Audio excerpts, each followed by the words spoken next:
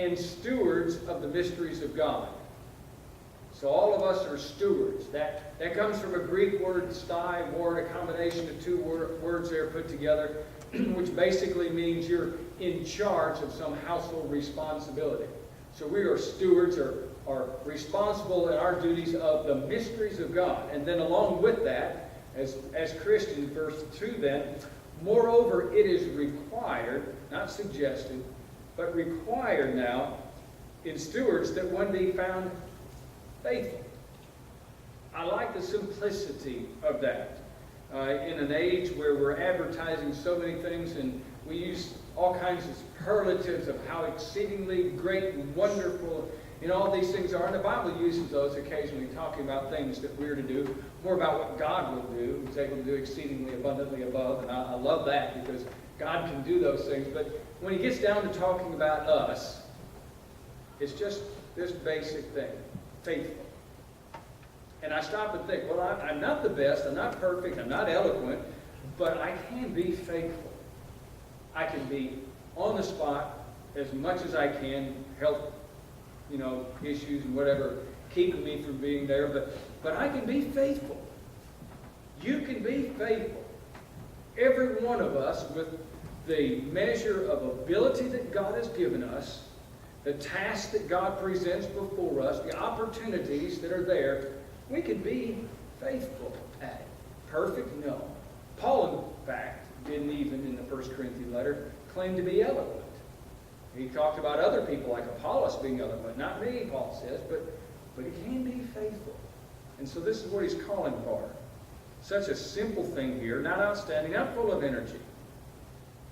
I have a friend that worked in Argentina a number of years with us, and occasionally we would end up working on a construction site, which is so different down there. It's all brick and mortar. A lot of times we'd be pouring concrete. And one of the things required is what they call cascote. It's just old broken up bricks and pieces like that. It's filler. You want to pour it in with the cement and mix it around. And so when you're looking to fill a roof and you're looking maybe for 8 or 10 inches of depth to pour a flat top roof, you want a lot of cascote in there. And so one day we were doing cascote, and Steve just sat down and he just, on this pile of bricks, his old bricks, and he just started breaking bricks. And I looked over at him and I thought, I'm going to do something. I'm going to go do whatever. I'm going to manage work, And so I started carrying and doing whatever, And about 3 hours later, Steve, having already done some projects like this, when they said, now we need some cascote, he had a huge pile of cascote, broken up bricks over there, because he just sat there faithfully, just chipping away at those blocks. We didn't have any. And he knew we'd need it, and so he was just working at that. We look at being accountable and responsible in a variety of different ways because of our talents. And Steve wasn't really good with a hammer and a lot of different things, but he could make cascote, and we needed that. It reminds me of a fellow I heard a preacher talking about years ago that this was in his congregation where he was at. He said, we ever so often come up with these new gadgets for how to evangelize in a better way. And we preach about it, and we got this new plan and this new scheme, and we work it for a while, and he says, and after a while it kind of dwindles off, and he said, really not a whole lot happened. He said, but there was this one guy in the congregation, he'd sit in the meetings, and he'd go out and he'd just keep bringing one more, and one more, and he'd study with this one, and we'd get him converted, and he'd be going, bring another one. Some of them he just brought to church, some of them he reached out. And he said, and while we were sitting there debating all of these different methods and what's good, he just kept chipping away.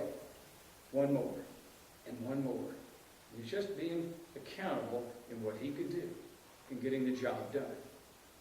And so I look at what God is asking for us, just at the very basis of this, to make a difference. Sometimes we were looking at this, what great thing I can do.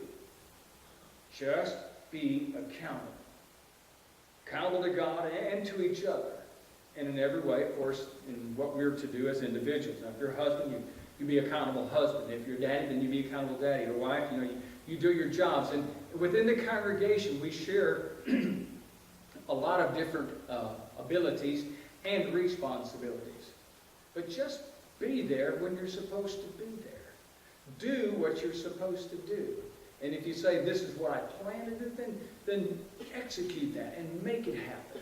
and makes it so much different as far as the congregation goes. Now, that's the attributes you see that servants have. Matter of fact, deacons, that which really means servant, as Paul is talking about some of the attributes in 1 Timothy 3. Now that office of deacon, right after he deals with the first part about elders, one of the facts that he talks about down in verse 8 is that, or verse 10 rather, he said, let him first be tested.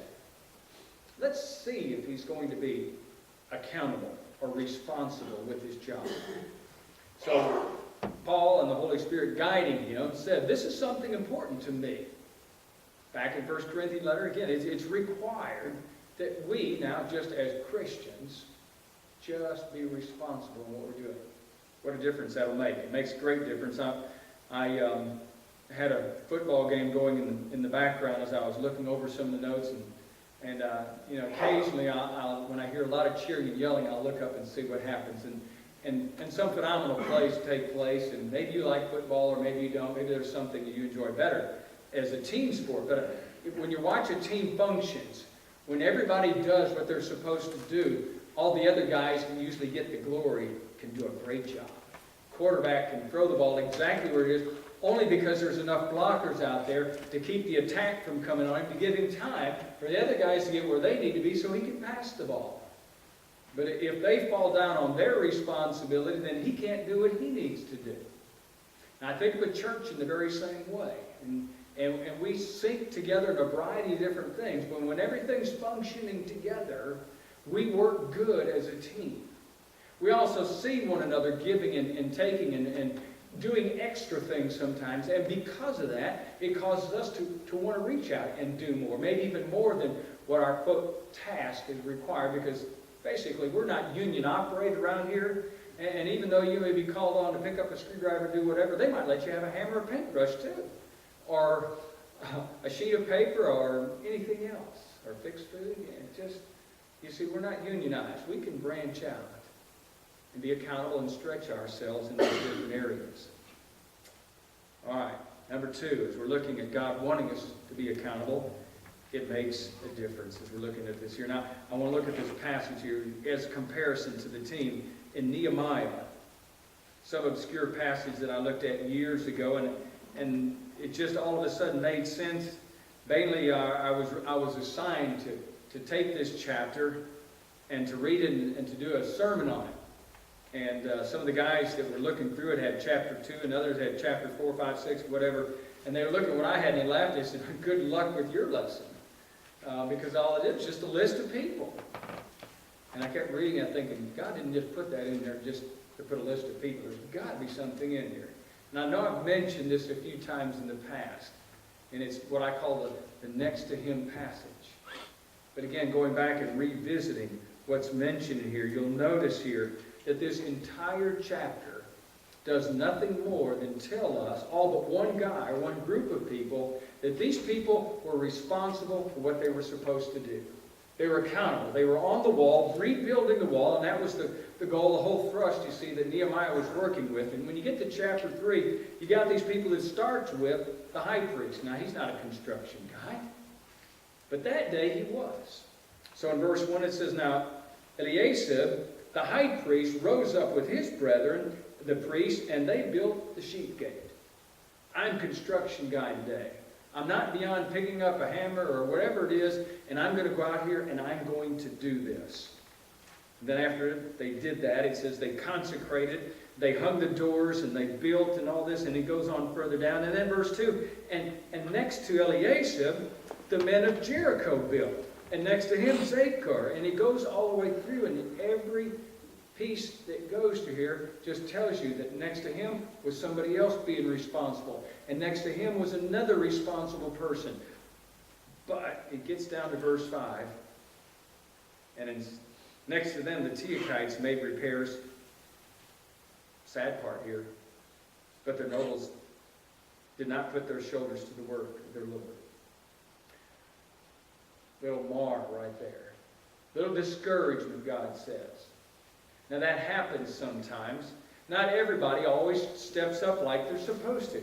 Some people just have a bad day, and maybe that was their issue. They just had a bad day. Maybe they felt they were too good. Now the high priests are doing, and you'll read on down through here, and there, in verse 8, there's some goldsmiths and perfumers, and there's a menagerie of all kinds of people with all different kinds of talents. But today everybody's on the wall. They're all building. They're all working together. They're all being responsible, except for these noble guys. It didn't stop the work, however. The rest of them said, well, if they're not doing, I'm not going to. No, they all got up there. And you read through the entire chapter has just a list of people doing their responsibilities. And they did a variety of different things. They hung doors, and they repaired, and they built, there's all kinds of things that go on when you do that.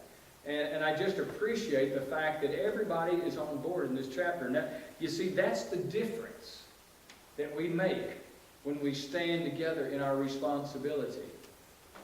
Now look at chapter 4 as they're seeing what's going on. They're reaching out to God. Verse 4, chapter 4, it says, "Hear, O God, for we are despised." There was some rumors going around how they were not going to make it, and so they're praying to God that God would kind of resolve some of that issue. Verse 5, he says, "Do not cover their iniquity, do not let their sin be blotted out from before you." And so they did what they were supposed to do. They prayed to God. Then verse 6 and said, so we built the wall. Notice, we built the wall. And the entire wall was joined together up to half its height, and that's not where they stopped, but they were just bragging on it. They got that far already. Why did they do that? Because the people had a mind to work. It was a mentality that they had. You see, this whole idea starts with the mentality. When we think about what we're doing, being accountable, it doesn't happen by accident. We have to decide, each one of us, I am going to be responsible. I know not everybody's going to always be this, but I'm going to make my effort to be at services or in Bible class or studying my thing or praying, and I'm going to be what I'm supposed to be. I know not everybody does, but I'm going to do my part. I'm not going to be the noble that lays back and says, well, I don't feel like it today. I'm going to do my part. And I'm going to make a difference. So in my life, I'm going to make a difference. I'm not going to be a slacker. And the accountability and the responsibility, it doesn't happen by accident, but it's that attitude. You could look at Isaiah chapter 6 for just a minute here. Isaiah is, well, what an unimaginable thing he sees before him. He's talking about this time place during King Uzziah that he said he saw the Lord sitting on the throne, high and lifted up. And he talks about the train of his robe filled the temple, and the seraphim that flew around, and they had these 6 wings, and they were covering eyes and covering feet and shouting out, "Holy, holy, holy is the Lord." And all of a sudden, Isaiah thought, I don't belong here. I don't fit. Talk about the doorpost, verse 4. The doors were shaken, the voice of God crying out, and smoke. And Isaiah said in verse 5, "Woe is me, for I'm undone, because I am a man of unclean lips." I don't belong here, you see. Isaiah realized the greatness of God and the utter minuteness of man, except for his sin. He knew that he dwelled among people, the latter part of that verse, that were also just as sinful. One of the seraph, verse 6, flies over and gets a coal, a live coal from the temple, and touches it to his mouth and says, "Be cleaned." And then verse 8. And then he said he heard the voice of the Lord saying, "Whom shall I send?" Well, Isaiah speaks up.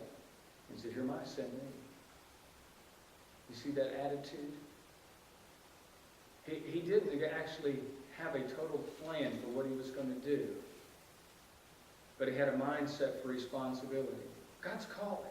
I'm going to step up. Something's got to be done. Well, I'm going to help. I'm going to pitch in. I'm going to do something. Wasn't that he did it before. Wasn't that he trained for it. But he just had that mindset of somebody's got to be accountable. We have men that stand